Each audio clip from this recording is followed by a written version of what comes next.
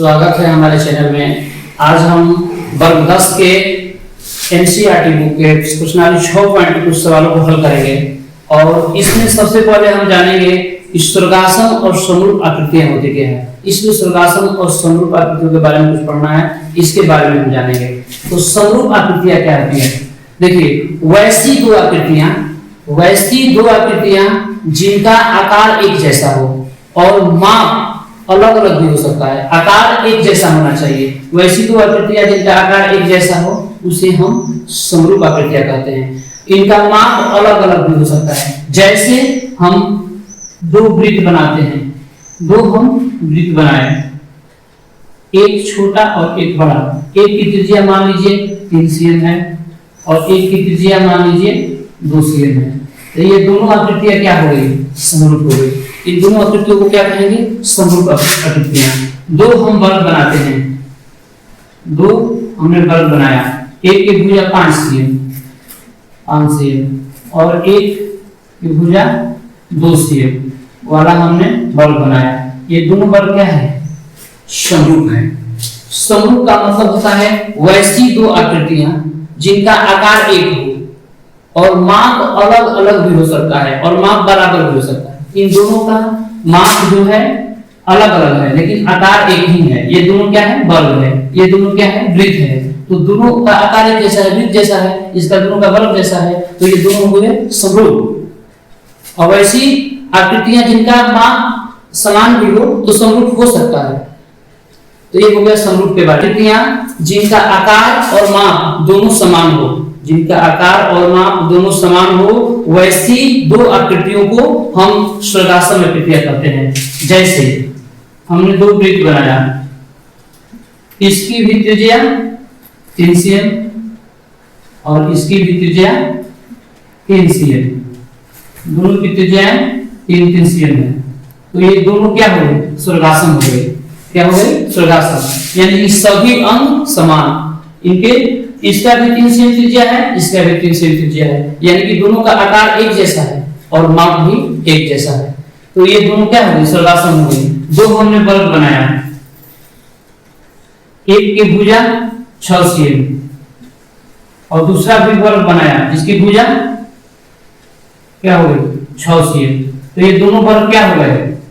स्वर्गासन हो गए, क्योंकि दोनों का आकार और आकृति एक जैसा है। जिसका आकार और आकृति एक जैसा हो वो स्वर्गासन कहलाता है। देखिए, स्वर्गासन समरूप हो सकता है लेकिन जो स्वर्गासन है वो समरूप हो सकता है ऐसा संभव या वो भी नहीं हो सकता है, कभी हो नहीं सकता। सभी वर्ग डैश होते हैं, समरूप स्वर्गासन।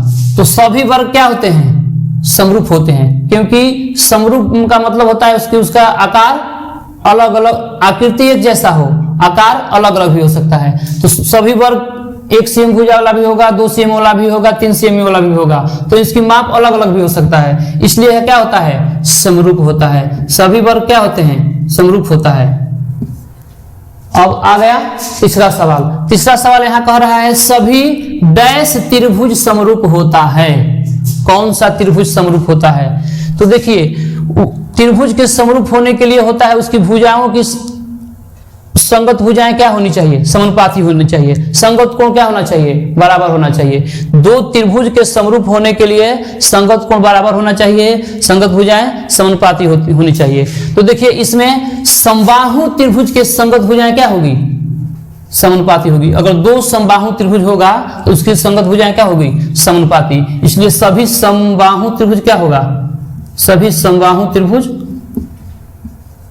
समरूप होता है। अब आ गया चौथा सवाल। भुजाओं की समान संख्या वाले दो बहुभुज समरूप होते हैं कब? उनके संगत कोण डैश हो। जब दो बहुभुजों के बारे में कहता है कि कब समरूप होते हैं तो उनके संगत कोण बराबर होना चाहिए। संगत कोण बराबर होना चाहिए। संगत भुजाएं क्या होनी चाहिए? समान अनुपात में, यानी भुजाओं की अनुपात एक ही हो। सभी संगत भुजा का अनुपात एक हो, यानी समानुपाती होनी चाहिए। यहां दूसरा सवाल कर रहा है कि निम्नलिखित जुग्मों के दो भिन्न भिन्न उदाहरण दीजिए। इसमें पहला सवाल है समरूप आकृतियां का। समरूप आकृतियों का दो उदाहरण देना है। समरूप आकृतियां वे आकृतियां होती है जिनका आकार एक जैसा हो, जिनका आकार एक जैसा हो। जैसे दो वृत्त बनाए, ये दोनों वृत्त क्या है? समरूप है, क्योंकि इनका आकार एक जैसा है, आकार एक जैसा है, आकृति एक जैसा है इनका। तो ये दोनों आकृतियां क्या हो गई? समरूप हो गई। हमने दो वर्ग बनाया, ये क्या हो गया? ये दोनों क्या हो गया? समरूप हो गया। ये दोनों आकृतियां क्या हो गई? समरूप आकृतियां हो गई। दोनों का आकार एक जैसा है, ये भी वृत्त, ये भी वृत्त, ये वर्ग, ये वर्ग, दोनों वर्ग क्या होते हैं? समरूप होते हैं। दोनों वृत्त क्या होता है? समरूप होता है। दो वृत्त यानी जिनकी आकृतियां एक जैसा हो। तीसरा सवाल दिया है, बताइए कि निम्नलिखित चतुर्भुज समरूप है या नहीं। देखिए इसमें दो चतुर्भुज दिया है, PQRS। PQRS की चारों भुजाएं 1.5 cm है और यह एक समांतर चतुर्भुज है, जबकि दूसरा ABCD इसकी सभी भुजाएं, चारों भुजाएं 3 cm का है और चारों कोण समकोण है। यह एक वर्ग है, यानी दोनों की आकृतियां क्या है? अलग अलग है। जब दोनों की आकृतियां अलग अलग होती है तो वह समरूप नहीं होता है। इसलिए PQRS और ABCD समरूप नहीं है, समरूप नहीं है, समरूप नहीं है।